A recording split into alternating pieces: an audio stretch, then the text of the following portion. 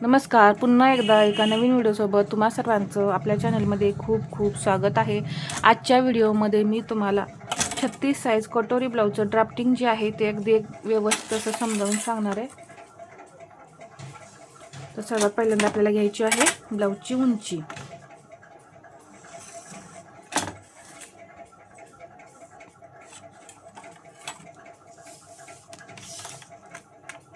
चौदा + 1 15 इंच.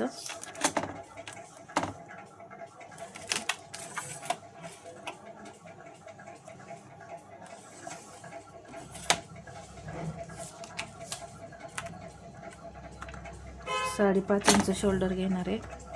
अजून एकदा असंच 5.5 इंच शोल्डर घेतलं. मुंड्याची उंची 5.25 इंच.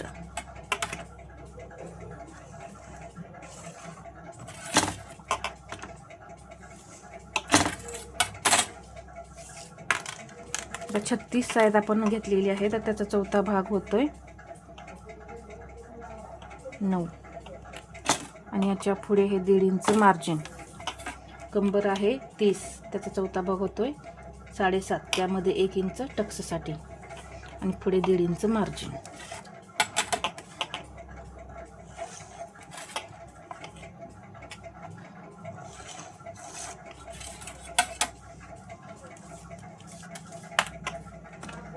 इथून अर्धा इंच क्रॉस बॅक. इथून घेणार आहे मी 1.25 इंच आणि हा आकार असा देऊन घेतला. इथे सुद्धा या पद्धतीने हा आकार द्यायचा. हा झाला आपला पाठीमागचा आकार. आता पुढचा आकार कसा द्यायचा आहे हे सांगते. इथून घ्यायचं 1.25 इंच. 1.25 इंच म्हणजे 0.75. आता इथं पुढचा आकार झाल्यानंतर इथे मी शोल्डर पट्टी ठेवणार आहे 2.25. तर इथे मी 3.25 इंचावरती मार्किंग करून घेऊन 2.25 इंच गळ्याची रुंदी ठेवलेली आहे. तुम्ही डायरेक्ट 2.25 इंच गळ्याची रुंदी ठेवू शकता. पुढचा गळा 6 आहे. 6.5 इंचावरती मार्किंग करून घेतलं. इथे घेतलेलं आहे 2.5 इंच. इथे पहा बॉक्स तयार करून घेतलेला आहे. गळ्याला आकार दिला.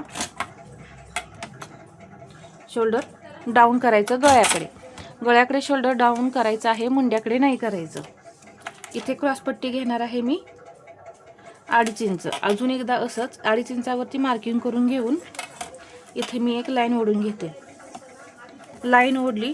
आता क्रॉसपट्टीला आकार देणार आहे. क्रॉसपट्टीला आकार देण्यासाठी 1.25 इंच घेतलं 0.75 आणि इथे मी अशा पद्धतीने क्रॉसपट्टीला आकार दिला. तर किती छान असा आकार आलेला आहे तुम्ही पाहू शकता.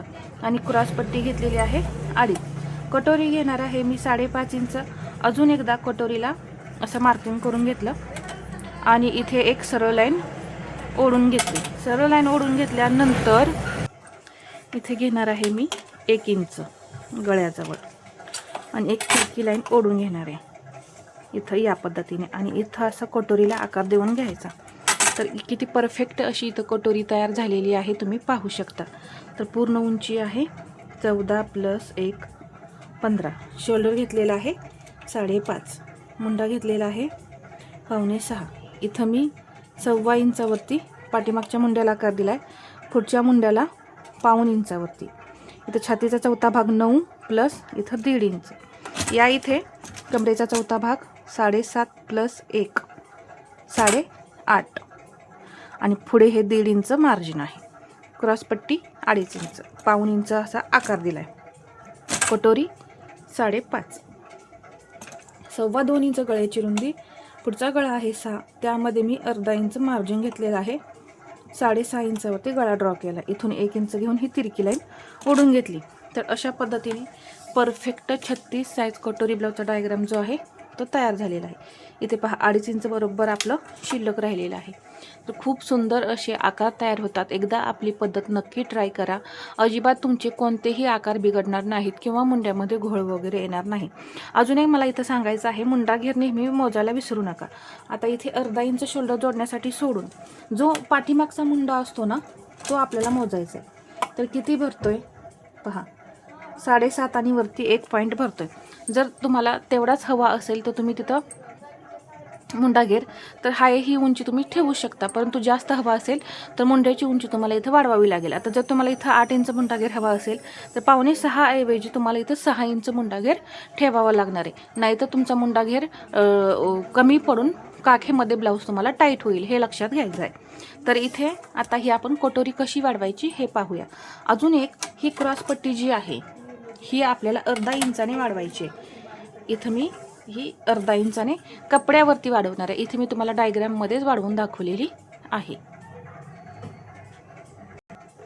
कटोरी वाढवण्यासाठी इथे मी घेणार आहे हे 1.5 इंच आणि इकडेही घेणार आहे मी 1.5 इंच, इथे अर्धा इंच आणि इथे पाव इंच 0.25.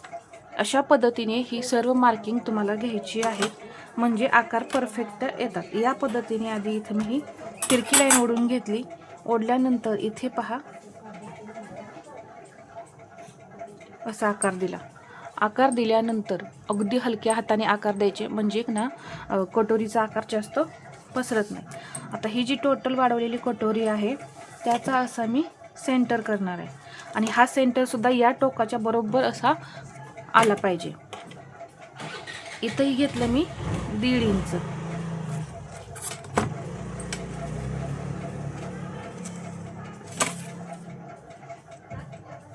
आणि हे जोडून घेऊन आपण पूर्ण कटोरी जी आहे ती तयार करून घेतलेली आहे. आता या इथे 1.25 इंच टक्सची रुंदी घ्यायची, इकडे सुद्धा 1.25 इंच टक्सची रुंदी घ्यायची आणि उंचीला टक्स तुम्ही या इथे 3 इंच घेऊ शकता.